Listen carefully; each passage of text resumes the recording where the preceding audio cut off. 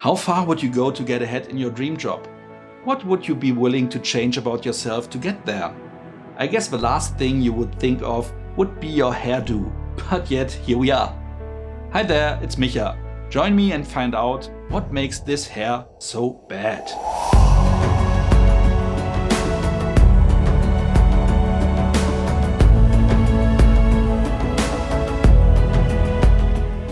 Los Angeles in the late 80s. Anna is a mid-level creative working behind the scenes of music network Culture, which is focused on a black audience. As a child, she suffered a chemical burn while trying to straighten her hair in an attempt to look more like society dictates. Since then, she has to live with her natural curly hair, which keeps her from being acknowledged and promoted. It's Anna Bludso coming at you with the hottest of the hot. Thank you so much. We just lean a little bit more rock than urban here. A change in management, forced by the white owner of a network, also offers new opportunities. Her new boss, ex-supermodel Zora, played by Vanessa Williams, likes Anna's ideas and initiative, but her dream of becoming a VJ is dependent on looking the part, with straight hair.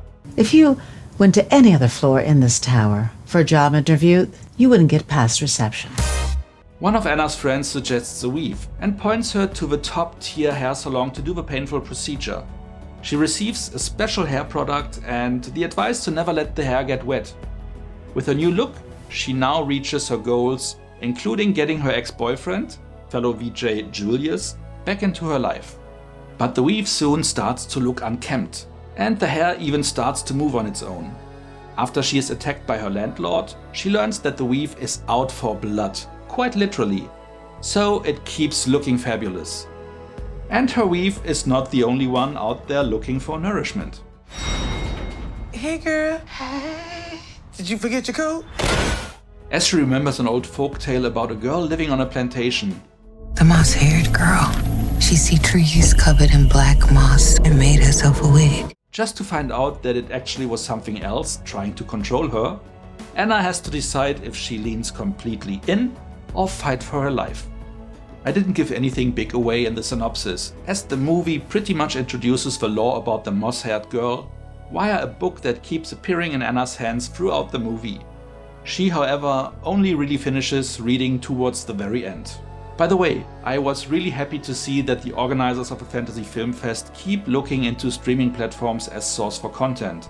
As with last year's Palm Springs, a Hulu original like this would otherwise never be screened in a movie theater.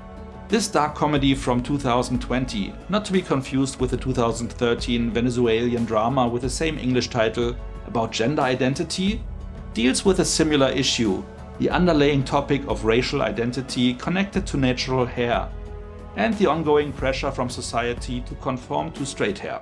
I'm not changing who I am just to appeal to some wider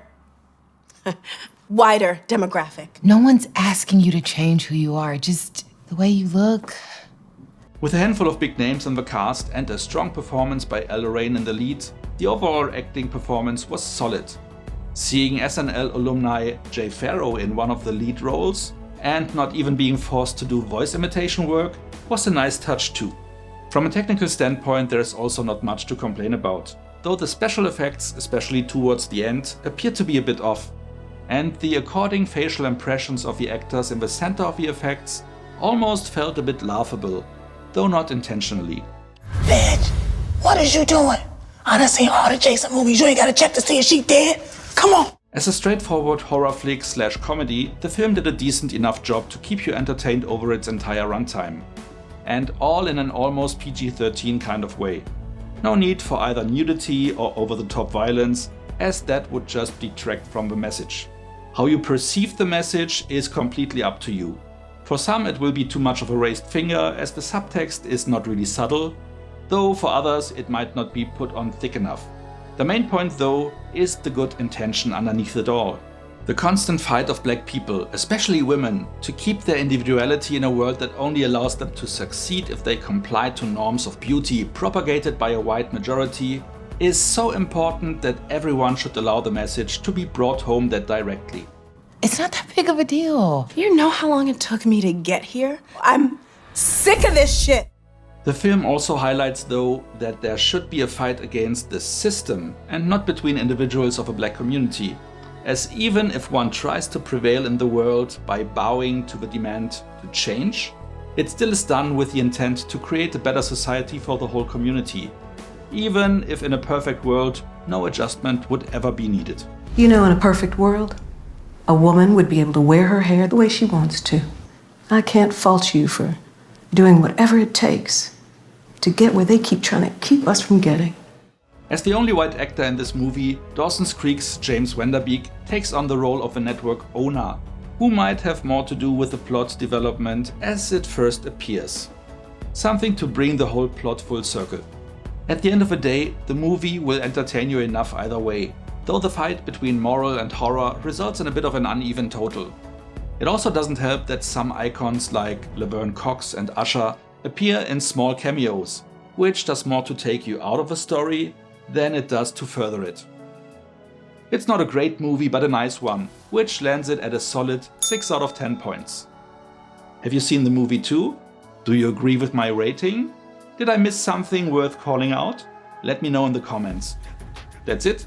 As always, if you enjoyed this video, like it and feel free to share it with your friends. And why not subscribe to my channel so you won't miss any future video. Make sure to also hit the notification bell to get a heads up whenever a new video is posted. So much for now, see you next time and thanks for watching!